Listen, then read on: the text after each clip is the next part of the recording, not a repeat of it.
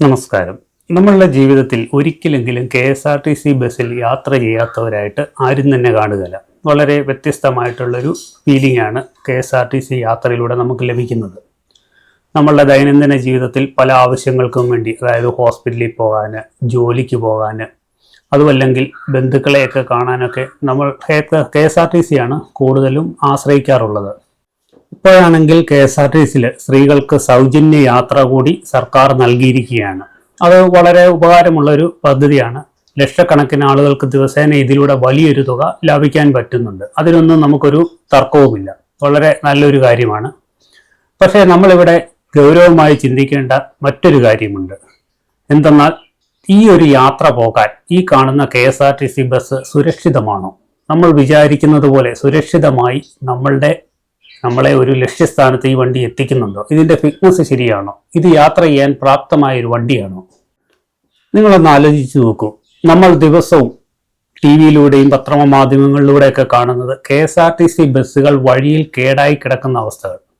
Bus കേടായി വഴിയിൽ കിടക്കുമ്പോൾ യാത്രക്കാർ ഇറങ്ങി വണ്ടി തള്ളുന്ന കാഴ്ച നമ്മൾ കാണാറുണ്ട്.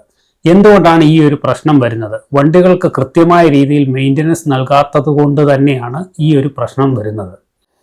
ഇവിടെയാണ് എനിക്ക് മോട്ടോർ വാഹന വകുപ്പിനോട്, അതായത് നമ്മുടെ MVD ഉദ്യോഗസ്ഥരോട് ഒരു ചോദ്യം ചോദിക്കാനുള്ളത്.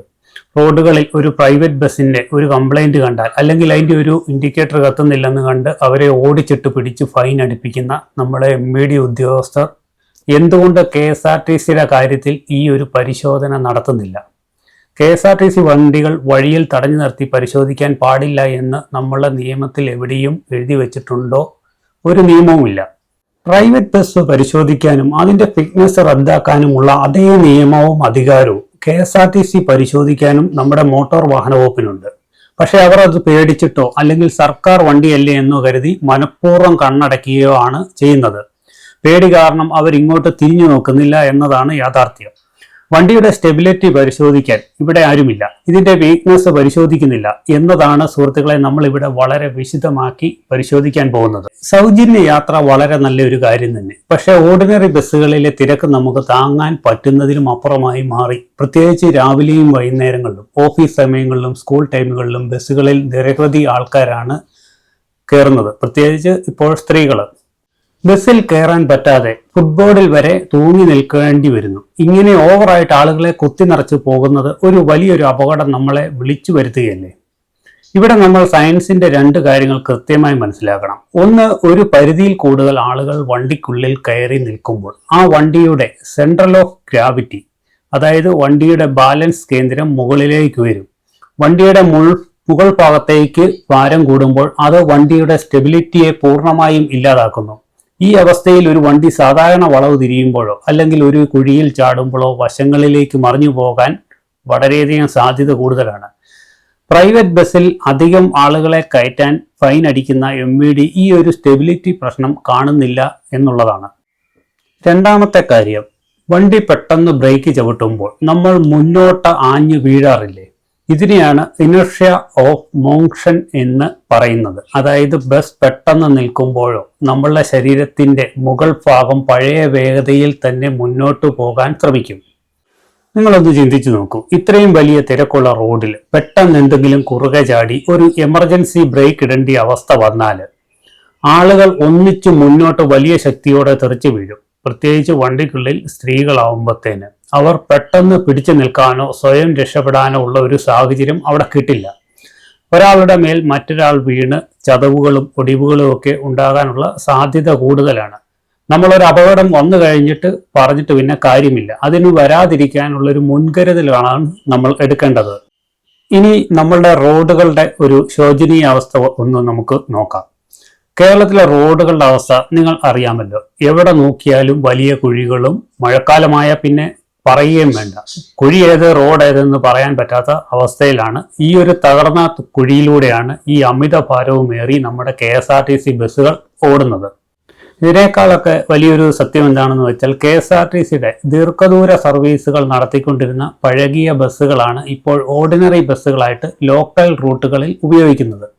അതായത് കാലം ചെയ്ത ലോങ് റൂട്ട് ഓടാൻ ഒട്ടും ഫിറ്റ്നസ് ഇല്ല എന്ന് കമ്പനി വിധി എഴുതിയ വണ്ടികളാണ് പിന്നീട് പച്ചയും മഞ്ഞയും പെയിന്റ് അടിച്ച് നമ്മളുടെ നാട്ടിലെ ഓർഡിനറി ബസ്സുകളായിട്ട് ഇപ്പോൾ ഓടുന്നത്. ഈ ഒരു ബസ്സുകളാണ് ഇപ്പോൾ പ്രിയദർശിനി എന്ന് അറിയപ്പെട്ട് സൗജന്യ യാത്രയായിട്ട് റോഡുകളിൽ ഓടുന്നത്.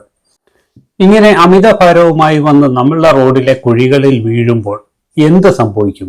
വണ്ടിയുടെ ലീക്ക് സ്പ്രിങ് പൊട്ടാം, സ്റ്റിയറിംഗ് റോഡ് ഒടിയാം, അല്ലെങ്കിൽ എയർ ബ്രേക്കിന്റെ പൈപ്പ് പൊട്ടി ബ്രേക്ക് പൂർണ്ണമായി നഷ്ടപ്പെടാം. നല്ല റോഡിൽ പോലും പേടിച്ചോടിക്കേണ്ട ഈ ഒരു പഴയ വണ്ടികളാണ് ഇത്രയും ജനങ്ങളെയും കൊണ്ട് വലിയൊരു കുഴികളിലൂടെ പോകുന്നത്. അതുകൊണ്ട് പ്രൈവറ്റ് വണ്ടികളെ വഴിയിൽ തടഞ്ഞു നിർത്തി കേസെടുക്കുന്ന MVD ഉദ്യോഗസ്ഥർ ഞങ്ങൾക്ക് നിയമം നൽകിയിട്ടുള്ള അതേ അധികാരം ഉപയോഗിച്ച് KSRTC ഡിപ്പോകളിൽ കയറി നിർബന്ധമായിട്ടും ചില കാര്യങ്ങൾ പരിശോധിച്ച് ഉറപ്പുവരുത്തണം. അവർ പ്രധാനമായിട്ട് ഒരു 4 കാര്യങ്ങളാണ് ശ്രദ്ധിക്കേണ്ടത്. ഒന്നാമതായിട്ട് ടയർ കണ്ടീഷൻ ചെക്ക് ചെയ്യുക എന്നുള്ളതാണ്. പല ഓർഡിനറി ബസ്സുകളിലും ഗ്രിപ്പ് പൂർണ്ണമായും തീർന്ന റീട്രൈഡ് ചെയ്ത പഴയ ടയറുകളാണ് ഉപയോഗിക്കുന്നത്. ഇതിനേക്കാൾ വലിയൊരു അപകടം എന്താണെന്നറിയാമോ? എല്ലാ ടയറുകൾക്കും ഒരു മാനുഫാക്ചറിങ് ഡേറ്റ് ഉണ്ട് എന്നുള്ളതാണ്. അതിൻ്റെ വശങ്ങളിൽ നോക്കിയാൽ ഒരു 4 അക്ക കോഡ് കാണാം. നിർമ്മിച്ചു കഴിഞ്ഞ് 5 വർഷം കഴിഞ്ഞാൽ ആ ടയറിന്റെ കാലാവധി കഴിഞ്ഞു എന്നുള്ളതാണ്. ഇങ്ങനെ കാലാവധി കഴിയുമ്പോൾ ഈ ഒരു റബ്ബറിന്റെ സോഫ്റ്റ്നെസ് നഷ്ടപ്പെടുകയും ആ ടയർ വല്ലാതെ ഹാർഡായി മാറുകയും ചെയ്യും. ഇങ്ങനെ കട്ടയായ ടയറുകൾ ഇട്ട് വണ്ടി ഓടിക്കുമ്പോൾ പെട്ടെന്നൊരു എമർജൻസി ബ്രേക്ക് ചവിട്ടിയാൽ റോഡിൽ നിൽക്കില്ല. പകരം പ്ലാസ്റ്റിക് വസ്തു റോഡിൽ തെന്നി മാറുന്നത് പോലെ തെന്നി മാറുകയാണ് ചെയ്യുന്നത്. അതായത് സ്കിഡായി മാറും. ടയറിലെ നല്ലൊരു ബട്ടൺസ് ഉണ്ടല്ലോ എന്ന് വിചാരിച്ച് MVD ഇത് പരിശോധിക്കാതിരിക്കരുത്. ടയറിന്റെ മാനുഫാക്ചറിങ് ഡേറ്റ് കൂടി നോക്കി പഴകിയ ടയറുകൾ മാറ്റിയിടാൻ MVD തയ്യാറാകണം. സാധാരണയായിട്ട് നമ്മൾ കാണാറുള്ളത് ഈ ഒരു വലിയ വണ്ടികളുടെയൊക്കെ ടയർ രണ്ടാമത് റീകട്ട ചെയ്യും. അങ്ങനെ ചെയ്ത് ഇവര് പരമാവധി ഇതിങ്ങനെ യൂസ് ചെയ്തുകൊണ്ടിരിക്കും. പക്ഷെ അതിന്റെ ഈ പുറത്തെ ഈ ഒരു കട്ട മാത്രമേ കാണുള്ളൂ. ബാക്കി ടയറെല്ലാം എക്സ്പയർ കഴിഞ്ഞ ടയറുകളാകാനാണ് സാധ്യത കൂടുതൽ. അതൊക്കെയാണ് ഈ അപകടങ്ങൾ കൂടുതൽ ഉണ്ടാകുന്ന, ടയർ പൊട്ടിത്തെറിച്ചുണ്ടാകുന്ന അപകടങ്ങളൊക്കെ ഇപ്പോൾ റോഡുകളിൽ ഉണ്ടാകുന്നത്. അത് പ്രത്യേകം MVD ഉദ്യോഗസ്ഥർ അന്വേഷിക്കേണ്ട ഒന്നാണ്.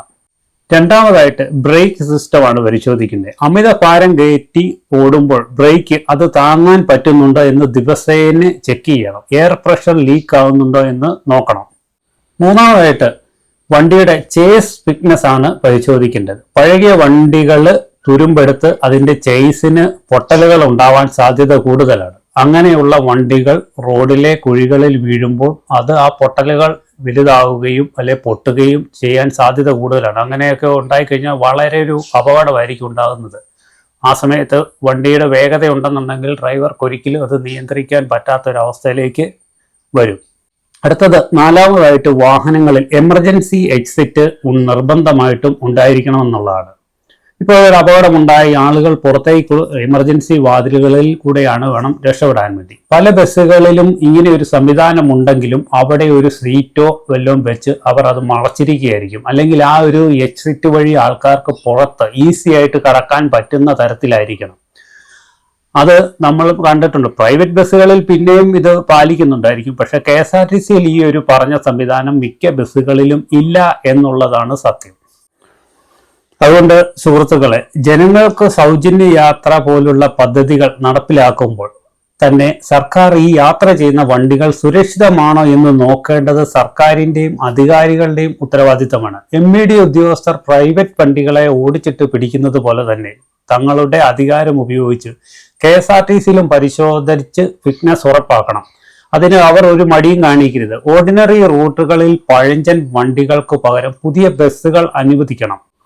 ലക്ഷക്കണക്കിന് സാധാരണക്കാരുടെ ജീവനാണ് ഇതിലൂടെ പോകുന്നത്. ഒരു അപകടം നടന്നു കഴിഞ്ഞിട്ട് ഡ്രൈവറെ കുറ്റം പറഞ്ഞിട്ടോ വിലപിച്ചിട്ടോ യാതൊരു കാര്യവും ഇല്ല. നിങ്ങളുടെ നാട്ടിലെ KSRTC ബസ്സുകളുടെ അവസ്ഥ എന്താണ്?